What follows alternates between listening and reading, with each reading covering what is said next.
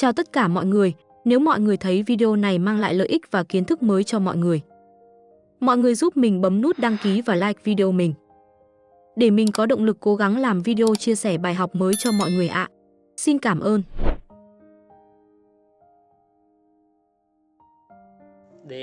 Đến sẽ có hai từ để nói. Từ đầu tiên sẽ là đau, đau, đau. Còn từ thứ hai sẽ là một, một, một. Từ pi, pi, pi. Chưa chúng ta sẽ đọc là nâu, nâu, nâu. Đâu thì mình sẽ đọc là na, na, na.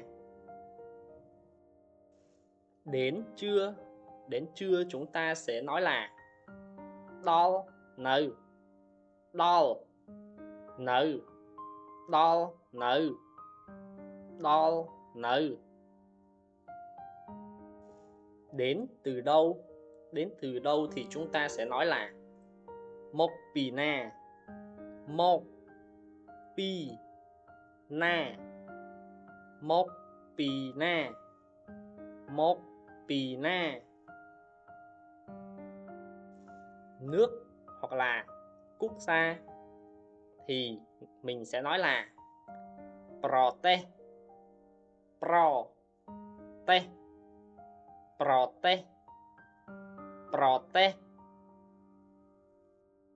Ví dụ như tôi đến từ nước Việt Nam, mình sẽ đọc làខ្ញុំមកពីប្រទេសវៀតណាម,ខ្ញុំមកពីប្រទេសវៀតណាម, ខ្ញុំមកពីប្រទេសវៀតណាម, ខ្ញុំមកពីប្រទេសវៀតណាម. Thích chúng ta sẽ nói là chô chất, chô chất, chô chất, chô chất. Ăn thì chúng ta sẽ phân biệt là động vật sẽ dùng từ nào, con người sẽ dùng từ nào. Khi mà mình dùng cho động vật mình sẽ gọi là si, si, si. Khi mà mình dùng cho người thì mình có 3 cách để nói. Cách đầu tiên là nhăm, nhăm, nhăm. Cách thứ hai sẽ là hộp, hộp, hộp.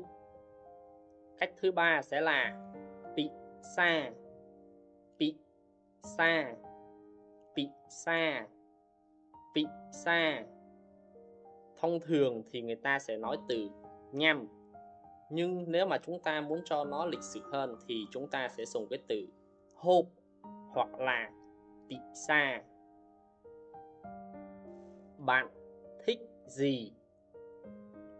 Chúng ta sẽ nói là nè chô chất ấy, nè chô chất ấy, nè chô chất ấy, nè chô chất ấy. Bạn ăn gì? Chúng ta sẽ nói là nè hộp ấy, nè hộp ấy, nè hộp ấy, nè hộp ấy.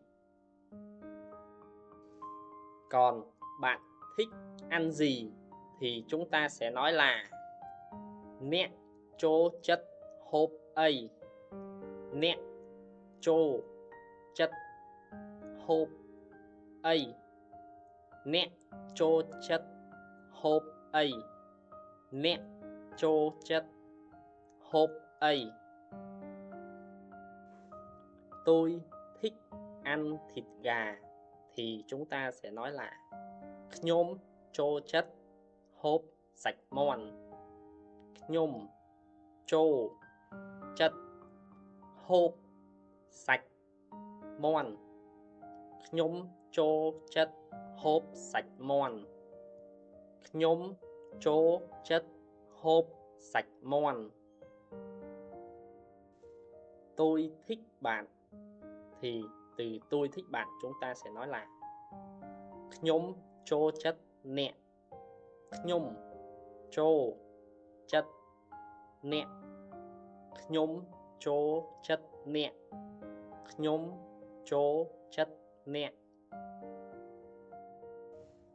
bạn thích tôi không thì mình sẽ nói là អ្នកចូលចិត្តខ្ញុំអត់អ្នកចូលចិត្តខ្ញុំអត់អ្នកចូលចិត្តខ្ញុំអត់អ្នកចូលចិត្តខ្ញុំអត់